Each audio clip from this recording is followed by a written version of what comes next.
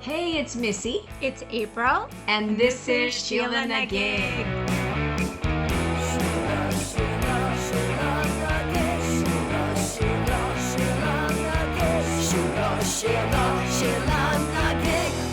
Hey, everybody. Welcome back to part 2 of Dare Wright. Yes.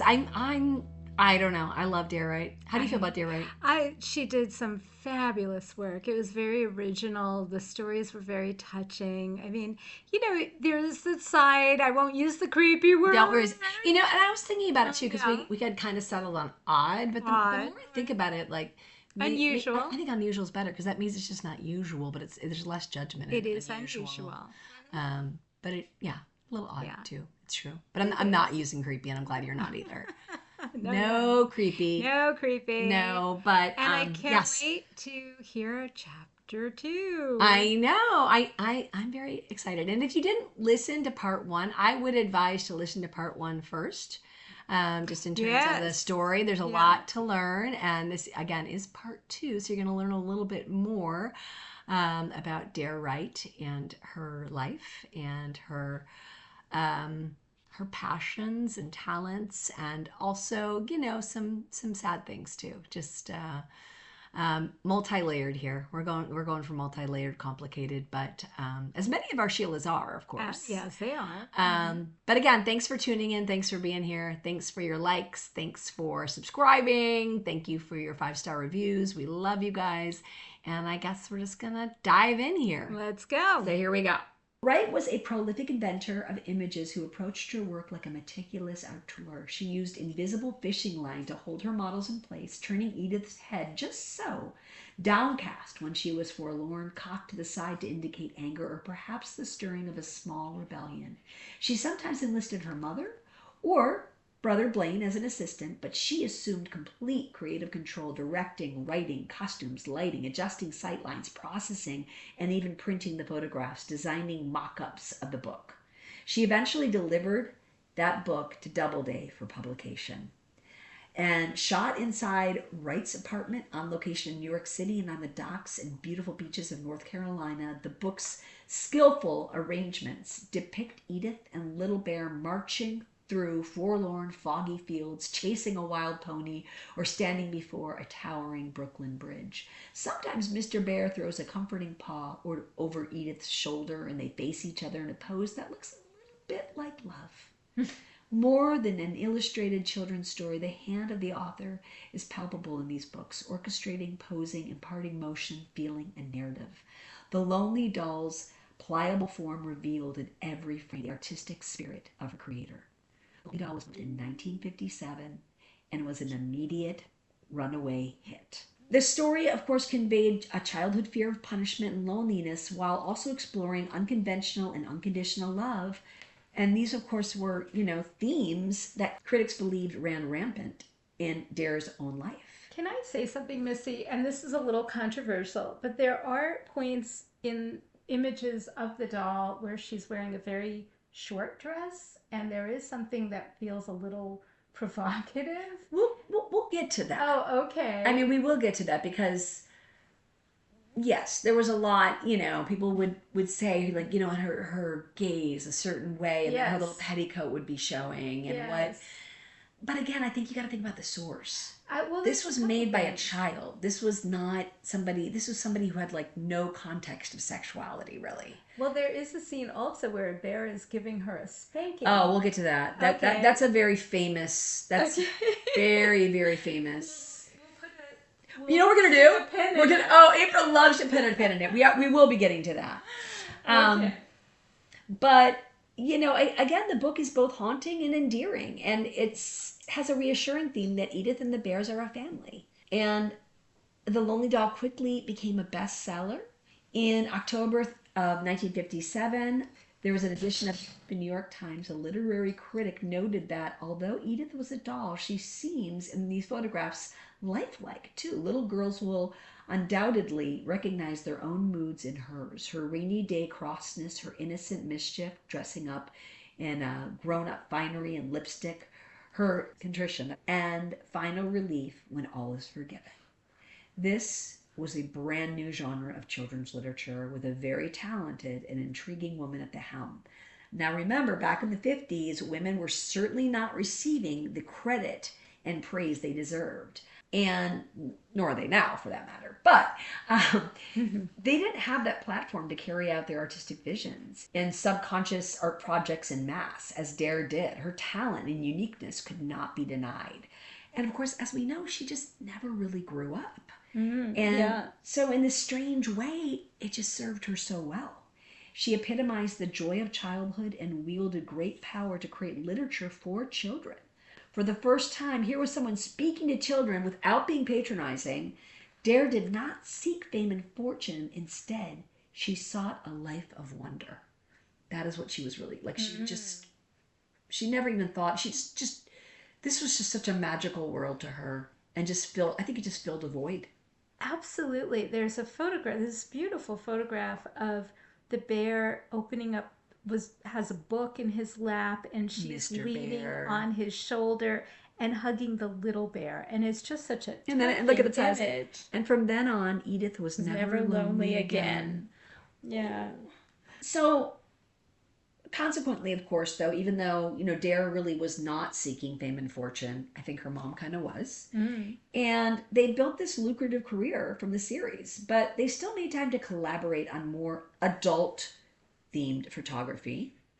There were, those many photo shoots we talked about when she was younger, and there was continued to be these partially nude or totally nude photos of Dare that they did kind of throughout her life.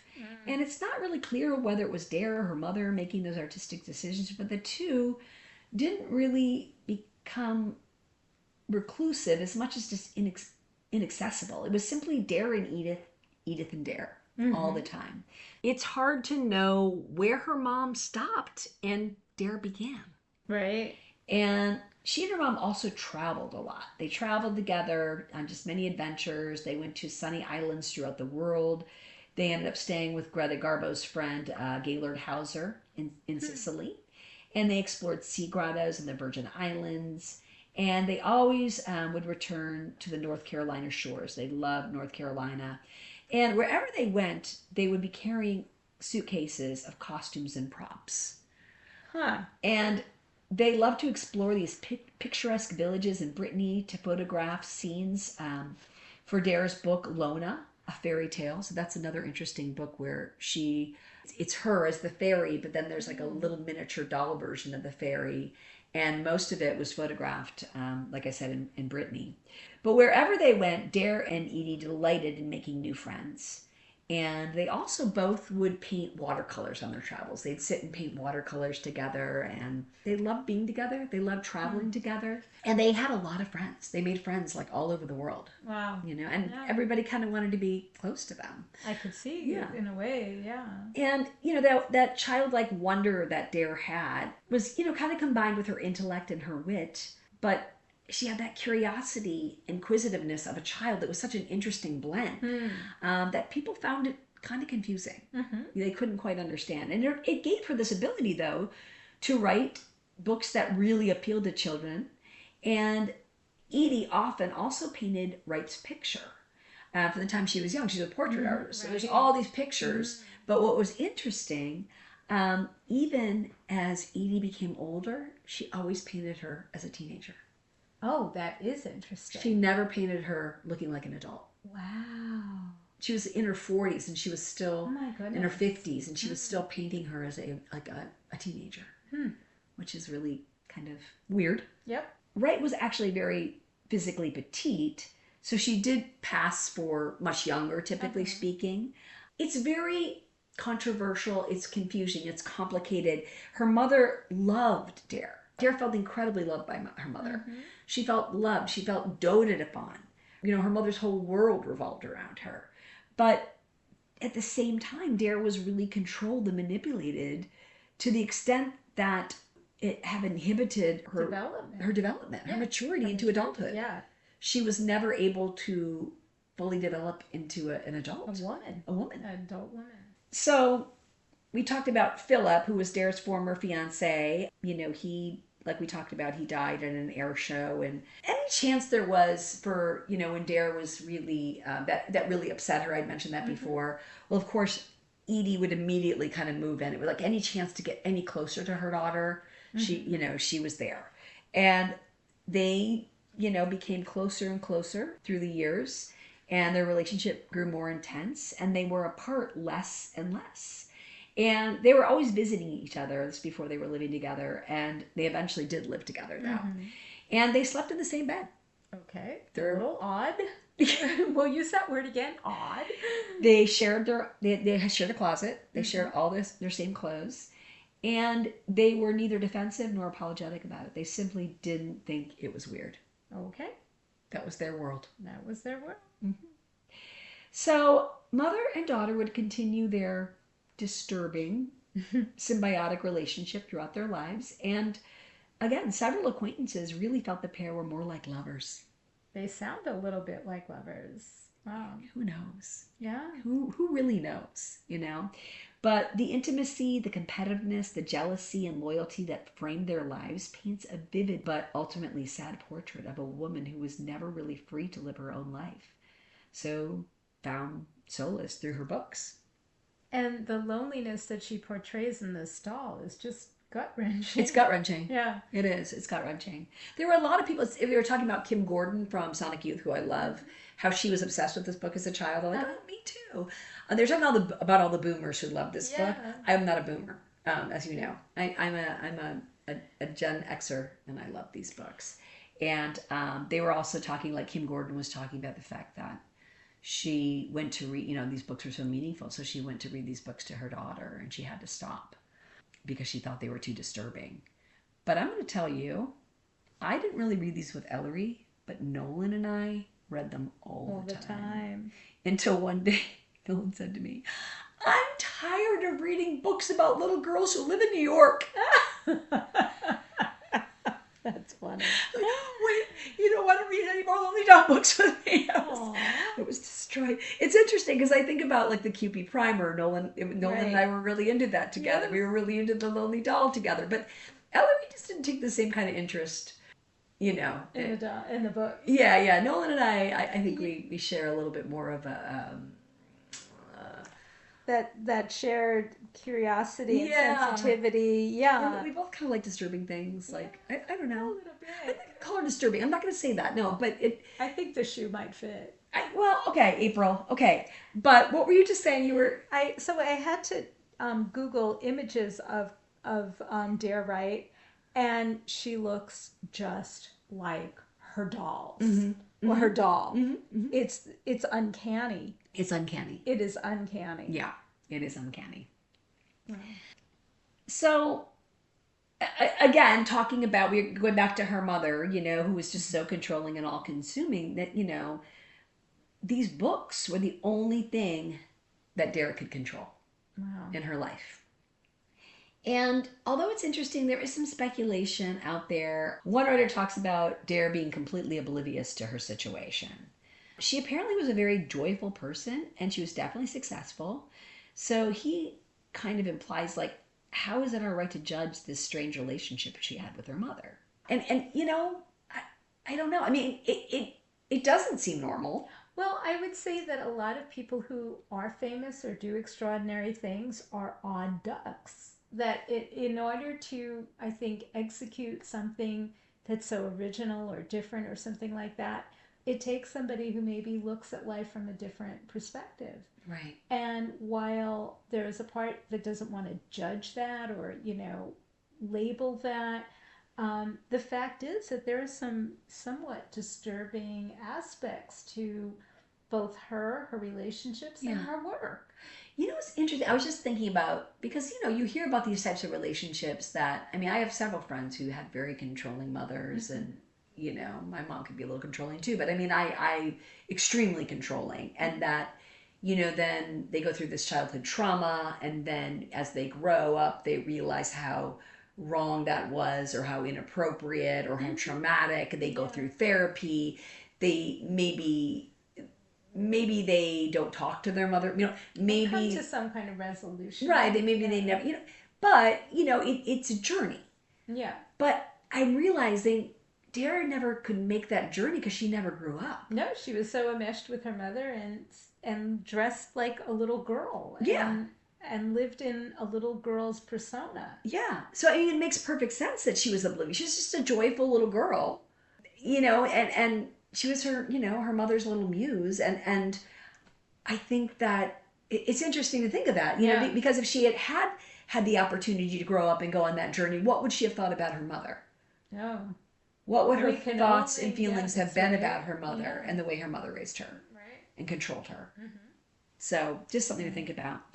Of course, Dare never married. She never had children, but she literally had hundreds, if not thousands, of proposals in her life for marriage. But she was quite beautiful. She was. And again, she was, she was very sweet and joyful, and she was smart, and she was funny, and I mean, she had a lot of great qualities, and she was obviously successful. So she was quite a package. And of course, there was that unconscious seductiveness, and she was, so naive, and just a lot of men found that very irresistible. Yeah. Yes. And so, married and single alike, they fell under her spell. And although Dare ultimately rejected their offers of marriage, many of these men remained in her life, holding that rueful memory of their unrequited love, as one by one they eventually married others. Mm-hmm. But a lot of them stayed in her life. Like, she had a lot of male friends that stayed in her life and kind of looked after her, which Like the bears. like the bears, like the bears, like the bears. Mm. There was a gentleman named Anthony Palermo, and he was a mutual friend of another man that Edie was dating. And he claimed to have pursued Wright for 2 years before ultimately giving up because of her intense childlike demeanor, alleging that she was plagued by inner dilemmas.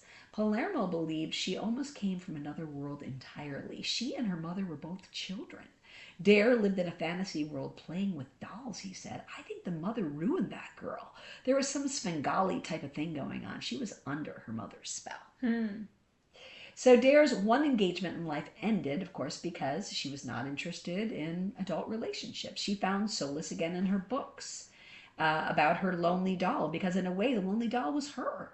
And for all that adoration and love that was poured upon Dare, being alone with Edith and the bears and photographing them is where she felt the most content. The Lonely Doll was more than a children's series. It was a brutally honest reimagining of the life that Dare never had. Yeah. And Dare held on to this wonderment throughout her life, and she kept that kind of curiosity of a 6-year-old. And it, again, gave Dare this rare ability to write those books from the perspective of a child. And that's what she continued to do. She continued to write the series. Like I said, 10 books in all. Books. You can see some of the other ones here, April, as we talked about before. The Lonely Doll series, The Doll and the Kitten, Edith and the Little Bear Lend a Hand. There's many. I have a whole library of them, and I'm still collecting. But, she continued to do quite well with it, and the books, remained popular. But sadly, or not sadly, depending on how you look at it, Right. Dare's mother, Edie Wright, died in 1975. She was 92 years old. Wow, she lived long. And she died next to the 61-year-old daughter that she shared a bed with. Wow. That's very sad. Well, except for it might be liberating for Dare. Yeah, but it wasn't. No. It was not. It was horrifying for her. In the letter dated February 1976, Wright wrote that her mother had died, and that while it was not untimely for her, it was untimely for me. By this time, the author had returned to Doubleday, and they were eager to line up a bunch of future projects for Wright. But the loss of her mother, though, left her completely uninspired. Oh. Dare started to eat less and less, and she started drinking more. Just like her mother, just like her brother, just like her father. And her days and nights were haunted by doubts and demons. In losing Edie, she had lost the armature of her identity. Such an interesting way to put it. And without the scaffolding of her mother, or that her mother had provided, it was all collapsing, and so were the boundaries.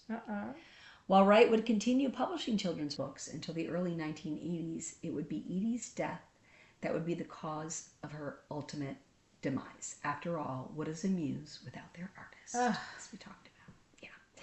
So Harmon Rock of LiveJournal says, it was a nightmare of a never-ending childhood, with Dare being eternally her mother's lovely and childlike accessory. And when her mother finally passed away at 91, Dare spent her remaining years spiraling into alcoholism and mental illness, unable to cope with the world without her mother's suffocating but sheltering umbrella. Oh my goodness. Wow. Which is, I Really can sad, see how that could yeah. happen, again, Jean Nathan chronicles Wright's progressive self-destruction. After Edie died in 1975, Wright descended into an isolated existence of alcoholism, roaming the streets and setting herself deliberately in harm's way. Oh dear. Yeah, and friends and family and neighbors began noticing just like increasingly bizarre behavior in the years to come. And, obviously they attributed a lot of the issues to her alcoholism. Mm-hmm. And we're talking about a drunk child now. Yeah. Yeah. Think about that. That's so sad. It's really sad. Mm-hmm. So she just kind of started to wander the streets and try to make friends with the street people. Oh. And she would get confused a lot, and she got mugged and beat up. Oh dear. And so she would, she'd come home and she would have a bruised face and black eyes. And her friend Jean Hammond noted, I felt like she was courting it, wandering around in the dark, looking bleak and absent. She wasn't coping. Oh, how sad. So in 1983, Jerry Myro, friend and owner of the Burlington Bookshop in New York, tried to help by taking a set of keys to Wright's apartment and her checkbook so he could help manage her finances. And he admitted Wright to rehab twice, actually, but she left both times, presumably believing herself to have escaped from one of her fairy tales, running 13 blocks back to her apartment barefoot in the snow. Oh boy. Yeah. And then in 1985, Dare's brother Blaine, often considered her one true love, also died of alcoholism. Oh no. So, of course, it only got worse when Blaine died. And her alcoholism just continued to intensify, as well as her mental illness. And in 1987, her friend Donald Sewell's daughter, Brooke Ashley, who would later write a biography, Dare Wright and the Lonely Doll, arranged for a nurse's aide named Christine Corneille to look after Wright. Corneille noted that Wright would be constantly walking through Central Park and bringing street people home to give them a place to sleep. Oh, lovely. She's just a sweet, kind, it just breaks your heart. And just believed to be just her childlike innocence and loneliness at play once again, Corneille was forced to hire her friend Marie Simon to watch Wright on the weekends. So she couldn't be alone. She couldn't be alone. No, it was getting worse and worse. And that actually happened, though, after a particular incident. So freaking sad. So Corneille comes to her house one morning and she realized that the apartment was in complete disarray and that Dare was just in shock, rocking on the living room floor. And Simon didn't quite know what to do. And she was kind of catatonic, so she brought her to the hospital and it was determined that she had been raped. Oh my God. Yeah. Oh dear. And she was in her 70s at this point. Oh, jeez. So sad. Yeah, and that, I was thinking about that. I couldn't help but to think that might have been the very first time. Yeah, I was wondering that. Which had to be so absolutely traumatic for her. So that's when Corneille decided, she was definitely going to come live with Wright. And, Simon helped on the weekends. And 2 years after that sexual assault in February of 1985, Wright suffered respiratory failure during a routine colonoscopy. So at that point, Corneille realized she had to move her to Goldwater Memorial Hospital on Roosevelt Island for long-term care. And it would be here that Wright would pass away on January 25th, 2001 at the age of 86. Wow. Her work lives on, though, of course, and it's become a cult classic. It's widely regarded as one of the most poignant and beautifully produced children's book series of all time. And perhaps she was the lonely doll after all, or perhaps it is simply a mirror for the life she endured. Or maybe it doesn't even matter. Who Who knows, knows? right? Yes, right? But what makes Dare, a great woman and a Sheila is that she was true to herself. She never strayed from that life of wonder that she cultivated in her limitless imagination. She was prolific. She was an inventor of imagery, and she was in charge of every aspect of her work. And it showed. It does. It shows. It is really beautiful artistic work. Yeah, so unique.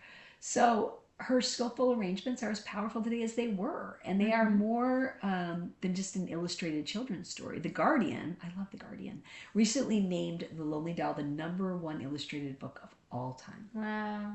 Yeah, illustrated. Interesting. Again, it's allowing it to become a cult classic in the hearts of children, mostly female, of course, who grew up consuming Wright's work. But the New Yorker in 2017 called it the creepiest children's book of all time. Okay, there's that word, creepy. And that's why it bugs me. How can something so innocent be creepy? Like, I just think the word is not, I don't know. Well, I think we've agreed to call it odd or unusual. Yeah, because I take issue with this creepy. Yeah. But there is a lot of info. Like, if you just take the, look Lonely Doll creepy, you will find dozens and dozens of articles about how creepy it is. Yeah. And I don't see it.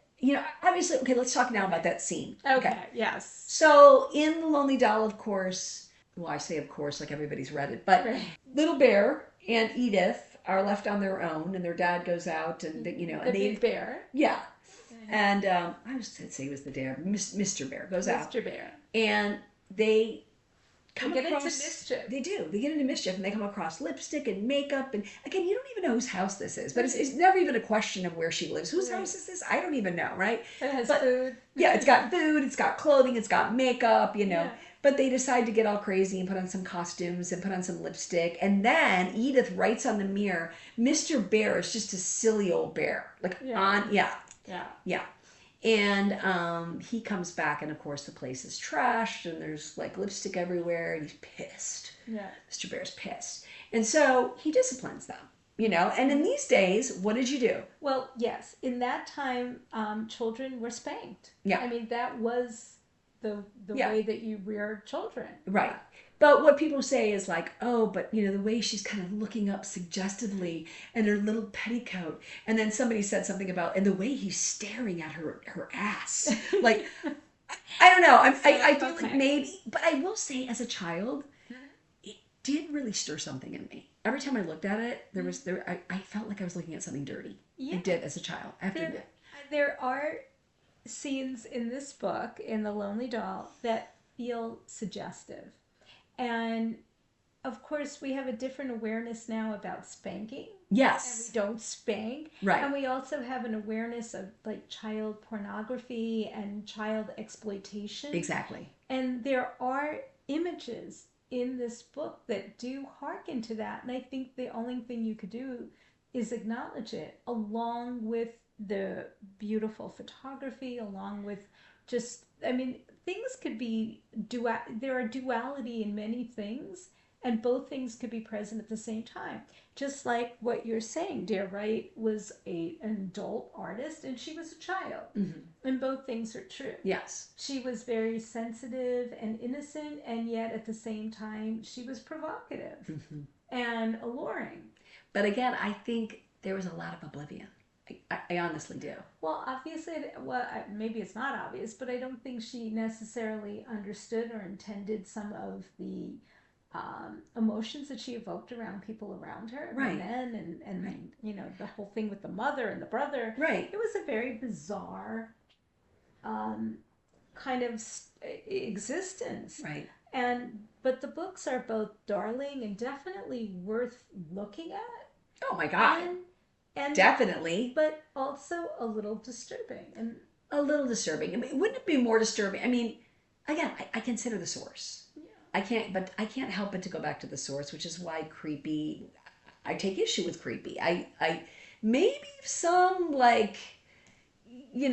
dude. Mm-hmm. I don't know, I don't know what kind of dude, but But then again, we also have to remember that there's no such thing as singular consensus. People right. have different takes on things, and this is original, but it's also odd. I mean, for me, in a delightful way for the most part. But when I saw that spanking, and again, we don't spank anymore, and No. spanking has a weird connotation now. Right. And to have this masculine bear figure with the putting this little girl Staring at her butt. Yeah, staring at her butt with her petticoats up. Yeah, that Okay. just doesn't fly that easily anymore. Yeah, I get that. Did you ever read the V.C. Andrews books, Flowers in the Attic? That sounds familiar, but I'm not sure. I'm just thinking about the whole I was obsessed with those books. I think in junior high maybe, but there was like these children were like locked in this attic, and then as they get a little bit older, they start having these incestual relationships. Oh, no. But yeah, there was a little bit of like Flowers in the Attic, V.C. Andrews, and that I don't know, somewhere in here with her and Blaine. There's also talk of like there's some in some of the books. There's this one where she's kind of like tied up in string or something, and people are like right. bondage. She's in bondage. Like I don't know. But I like this. There's this writer. His name is Jeffrey Davis, and he's from Book Riot, and he says, I often felt lonely growing up, and these were the things that brought me comfort and support. I don't find Wright's childlike presence to be as creepy or disturbing as some commentators talk about. I think the innocence of childhood ends all too soon, and there isn't anything wrong with either looking backwards sometimes or allowing the things you loved growing up to be with you. The Lonely Doll is said to have inspired generations of female artists, a story that touches a part of you and never leaves, otherwise known as the best kind of story. Mm-hmm. I concur. I would agree with that. I like the way he put that, for sure. And since absence makes both the heart and nostalgia grow fonder, the fact that The Lonely Doll went out of print by the 1990s made the search for its story all the more important to its fans. In her lifetime, I guess it's not surprising. Mm-hmm. Dare Wright gave very few interviews. Oh yeah, I can imagine. She was very shy. She was shy. Mm-hmm. And she didn't, although she had a lot of friends, she didn't really have interviews. So she was very elusive. She was very mysterious to people. Mm-hmm. And it wasn't until after she died and her biography was published that people got to know more about Dare and the life that she led. Mm-hmm. And it wasn't until there's a writer named Jean Nathan, who we've been talking about a lot. I've quoted her quite a bit during this. And she published her biography called The Secret Life of the Lonely Doll, The Search for Dare Wright, 3 years after Wright's death. Mm-hmm. But she actually started working on that book 2 years before her death because she loved the books as a child. Like she was obsessed with the books. Yeah. And she sought her out, basically. And so she pieced together Dare Wright's bizarre life of glamour and painful isolation to create this mesmerizing biography of a woman who struggled to escape the imprisonment of her childhood through her art. And it's interesting because that book came out in, I believe, like in the early 2000s, but I didn't read it until around the time that we adopted our daughter, Ellery. And so Ellery's middle name is actually Adair. Oh. Named after it's a little homage to Dare Wright, although Adair, Adair, is also it also had kind of a double meaning because that's like oak tree. That's like an Irish oak tree, which is strength and resilience, but that's typically spelled Adair. So her middle name is Adare. Mm-hmm. And I did contemplate just having Dare, but I didn't like Ellery Dare. I like Ellery Adair. I like the way it sounded, but that was a little homage to Dare Wright. Because I love Dare Wright. And in 2019, another great biography, Dare Wright and the Lonely Doll, was published by Brooke Ashley, who we maybe remember me mentioning earlier on. This book features more than 400 of Dare's own photographs and an array of other illustrations. And Brooke Ashley tells Dare's story as no one else can because she was Dare's goddaughter. Oh. Also her lifelong friend and guardian during her final years. And going back, though, to the other biography, Jean Nathan actually she didn't track Dare down until she was in she was in a hospital. Yeah. But basically, she just would go to that hospital every day and spend endless hours talking to her. Goodness. Wow. And like I said, that was the last 2 years of her life. And then she spent 3 more kind of putting that together. And then the book came out 3 years after Dare died. But she worked on it for 5 years in total. And I just think it's so interesting that she tracked her down and just found her living in this, like, really, as she described it, just kind of this not a great place, you know? And it was very heartbreaking. But then, of course, there's this Brooke Ashley, who, again, is her goddaughter. And Brooke Ashley is very interesting. She had a very interesting life in New York. She had 2 godmothers. The other was Tallulah Bankhead. Oh, wow. Was her other godmother. She had some people are blessed. 2 godmothers. Godmothers. And Brooke's father actually had been one of those men that had fallen in love with her. Oh. And but they remained friends throughout her life. And so when he had a daughter, he made her the godmother, and he kind of continued to be Dare's confidant and protector. And so Brooke, of course, was brought up with Dare and her mother, so she also knew Edie quite well. She knew Dare's brother, and she knew Dare's whole circle in New York City. So what a better person, to write this. And I have not read it yet, actually. Now I really want to read it. But the author recounts how when she was a young child, she would walk to Dare's apartment on the Upper East Side with her nanny and then later by herself. Quote, "There was a star inlaid in the foyer's parquet floor. The minute I opened the apartment's door and stepped on the star, I knew I was entering into a fairy tale." Oh. Can you imagine to be her goddaughter? No, that's something else. Wow. Yeah, and she remembers too that she would have. There's a great picture of her having like a tea party with Edith and the bears, and she's a little girl, and so Dare did all these pictures of her as like a little girl, like being in these situations, which was really cool. Yeah. And her book is described as revealing the true story of a complicated angel. She was an ethereal mixture of artistry and innocence. The beautiful, ethereal author and photographer of a children's book series now regarded as one, if not the greatest series of best-selling children's books ever produced. This is Dare Wright, someone who lived life in a childlike wonder and flittered through each day, living as the fairy tale characters she so cherished as a child. This is a life that started with Dare's overbearing mother encouraging Dare to take up a life of creativeness, flourished on the pages of a brutally honest portrayal of Dare's lonely yet wonderful existence, and culminated in her status as a cult legend. This is the story of a brilliant children's author who defied the odds to create a new genre, and in doing so produced a work of art that spoke to children in their terms for the very first time in children's literature. Some of Dare Wright's books, like Make Me Real and XOXO in the 50s, were published after she passed away. XOXO in the 50s is her only book written for adults, and I have to find it. Oh, yeah. In 2010, a British newspaper called The Lonely Doll one of the 10 best illustrated books ever. And it looks like there was talk of a movie about Dare Wright in 2016, but it doesn't look like it ever came to fruition. I can't find much about it. And I believe there might also be a documentary in pre-production. But again, can't find a lot of information, but that would make an excellent movie. Keep your eye out. Her amazing photographs were shown for the first time, and maybe the only time. I couldn't find much more info, but I get the feeling this might have been the only time they were shown, in a 2012 art exhibit in New York at Fred Torres Collaborations. Damn, I wish I had been there. And Sonia Allers of Rookie Magazine puts it well.